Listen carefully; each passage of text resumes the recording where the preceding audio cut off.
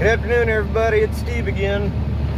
Hey, I am at a receiver / shipper, and my trailer is dirty. I'm gonna go through the best way I've found to clean out your trailer. All right, the tools we're gonna be using are a little hand broom and dustpan, a push broom, a bucket with a trash bag in it, a pry bar, and a leaf blower. As we all know, our trailers get dirty, and especially when it comes to working with food, they don't want to see this crap. So, I'm going to go through step by step on how to get this cleaned up. The first thing you want to do is pick up all the big stuff.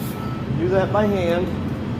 That is where the pry bar comes into play, because you'll find wood pallet pieces like this that just get stuck, and they don't come up very easy. So, since I'm doing this one-handed, get underneath stuff, break it loose. Make sure everything is loose.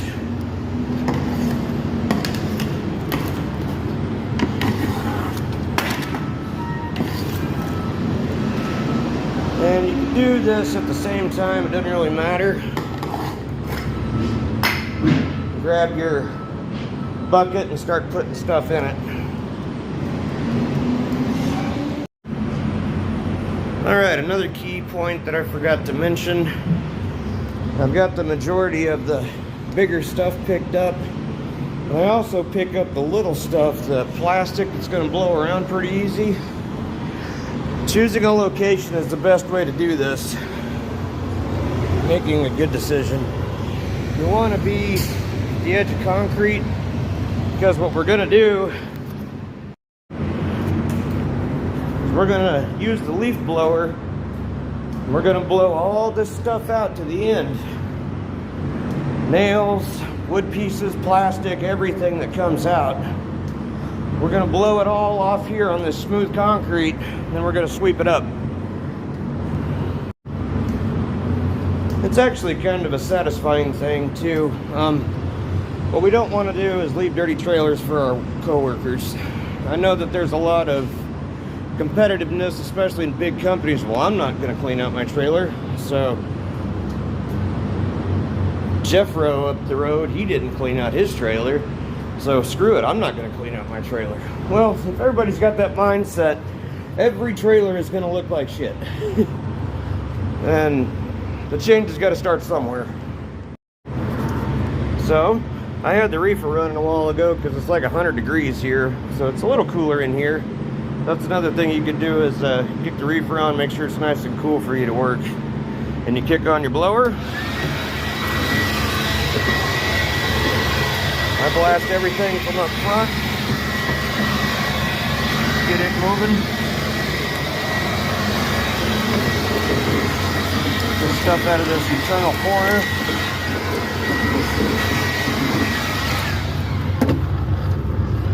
Sometimes you've got stubborn pieces. Blast all that out. Then just go down the way and start blasting it out the end. It's important to move in a back and forth motion. This blower that I got here, I got from Walmart. I think it was like 79 bucks. Let's just blast everything. Go back and forth. Get everything done to the end. And if you got some heavier pieces of wood that you didn't get the first time, that seem to take a lot of effort to move, we'll go ahead and pick those up. We don't got to sweep them all the way to the end.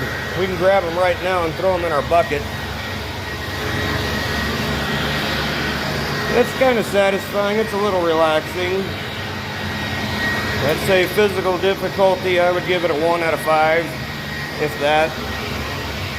I know there's some drivers out there that have got some health issues, and I hope they're on the road to getting better, but this is the least labor-intensive method that I've come up with.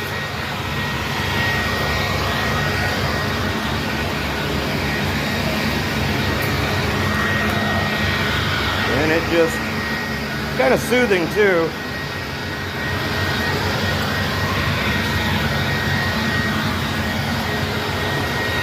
because I've spent some time with a broom, especially with reefer trailers here with this ribbed bottom. You'll work yourself to death with a broom sweeping stuff out. It does a good job. It's very thorough. This harder stuff down here in the bottom of these runs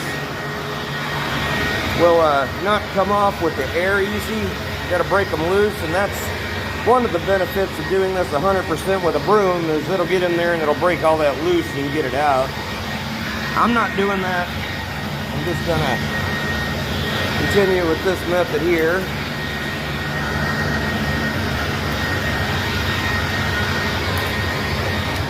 And take a minute to come back, and you'll see that it is a hell of a difference already. I was doing her all one-handed with a phone, so it's hard to see it all. But just take a second, go back and hit what you missed, blast it on down the way.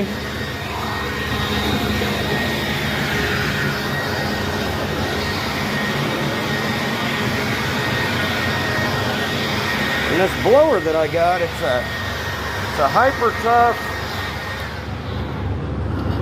hyper tough 20 volt, and the battery charges pretty fast.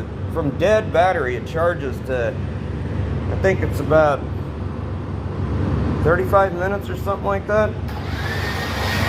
And it doesn't use a whole lot of electricity, but whenever you get back in the truck later, we'll pop this battery off. And that is what we will plug into our inverter if you got one. Get it ready to go for next time. Because cleaning out your trailer is never an accomplished fact. It's, as all of you seasoned drivers know, this is a non-stop thing. Shippers and receivers, they don't really care about the state of our trailer so much as they do the product they're moving. They'll just run over this stuff with a forklift and get it stuck. Say, for instance, these wood pieces right here that are stuck. These are ones I didn't catch the first time whenever I went through here and did my initial.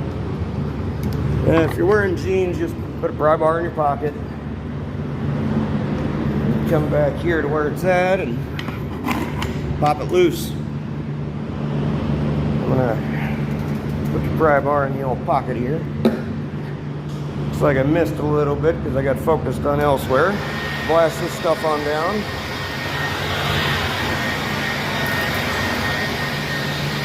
You don't want to move too fast like I did because you'll miss. And I'm a little bit of a stickler for cleanliness. I think, and this is all kind of a Steve thing, I think when you drop a trailer, we shouldn't have the fuck it mentality. I think when you drop a trailer, it should be, if I were to be getting this trailer next, how do I want it to be presented to me? Do I want the reefer out of fuel? Do I want the floor dirty? Do I want flat tires? Do I want my glad-hand rubber stolen? Or do I want to come back to a fully serviceable trailer that I can hook up to and pre-trip? Everything works on it, everything's clean, everything's got fuel. And I think the latter is kind of obvious here as the preference. So, when we get done with a run, we're usually pretty tired. Like last night, oh man, that was 21 hours of being awake. I didn't drive 21 hours, but 21 hours of being awake.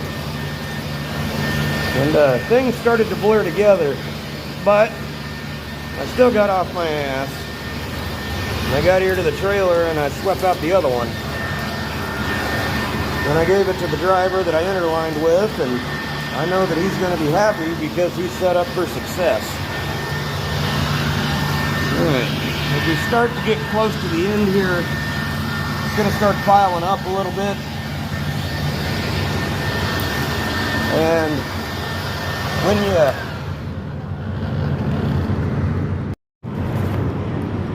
when you get to the end, you'll see that starting to build up quite a bit. Well, your first instinct's going to be just to get it out of the trailer. It's blasted out of the trailer. Let's keep in mind that there are other trucks driving around out here with trailers, and we are blasting nails out onto the concrete. So what I'm getting at is try to, I don't know if you want to angle your blowers so that stuff just barely falls off the edge the best you can, because we don't want to scatter it way out there for someone else to drive on before we get a chance to sweep it up.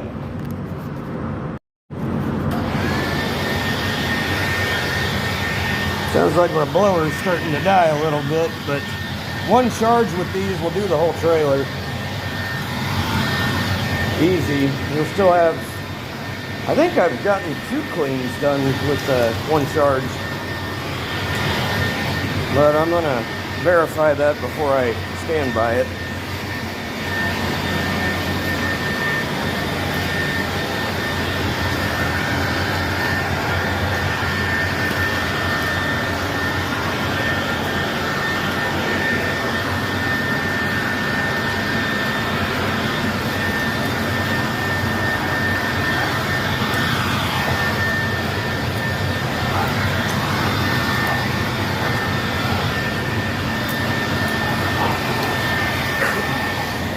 Something that really irks me is you'll see this type of debris in truck stop parking lots.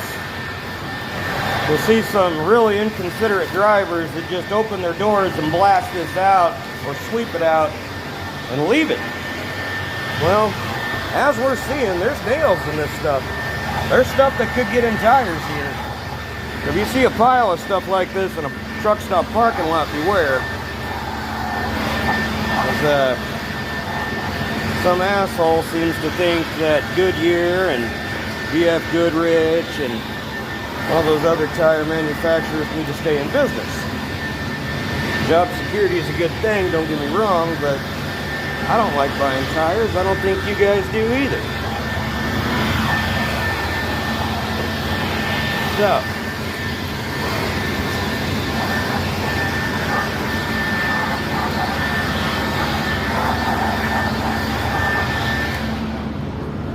we start to get right here at the last.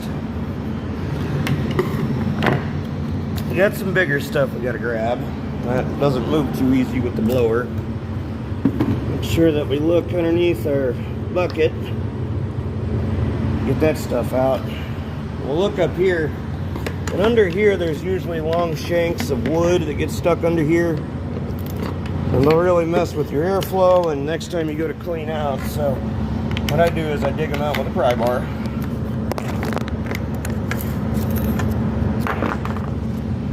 And to use 2 hands on that one. Got some nails here. Now, you may ask, with all these nails, why don't we just leave them in the trailer? Why are we sweeping them out onto the ground to begin with? Well, see these holes? These are liquid release holes that are flush. You got 2 at the rear and you got 2 up front. And as we drive and bounce around these roads in the good old US of A, those nails could fall out and get on someone's path right behind you. So that's why we get them out. If you want to be real high speed, you can get a magnet. The bottom of this trailer is aluminum, so the magnet's not going to stick to this metal, but it will grab those nail pieces. You can just grab those and put them in your bucket. Alright, now we've got our trailer completely blown out. We got almost everything out of here. We got some dried liquid that obviously isn't going to come up. Little plastic pieces that are stuck on the barbs, and I would use that as an indicator that there's sharp metal here. So keep that in mind whenever you're in your trailer, because these little pieces of plastic that get snagged, they're flags that'll tell you where the rough metal is. Sharp edges and whatnot that could hurt you. So, next step, last but not least, or second to last but not least, is cleaning up our mess. So we have transferred everything out of the trailer onto the ground. We've got to clean it up. So I always use gloves because, well, it's good to use gloves. We're gonna make sure that we get all the nails that fell out all under here and our entire mess. This is what I was saying about keeping the radius small so it doesn't go everywhere. All right, everybody. There we have it. Ideally, you want to leave the place that you cleaned up at cleaner than it was when you got there. Thanks to my broom, small pry bar, $80 leaf blower from Walmart, bucket, trash bag, and a broom and dustpan. And now, of course, we're gonna throw away this trash in its proper receptacle, and then we are going to shut the trailer up. We're gonna park it. We've already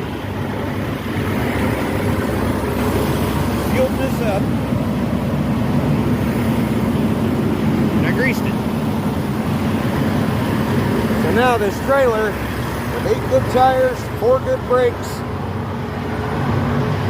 clean trailer, fuel in the tank, all lights working, it's ready for the next driver. And it really doesn't matter who the driver is, because there's a good chance it might be you. So take care of yourselves, everybody. Stay safe out there. I wish everybody smooth roads and a tailwind. Have a good one.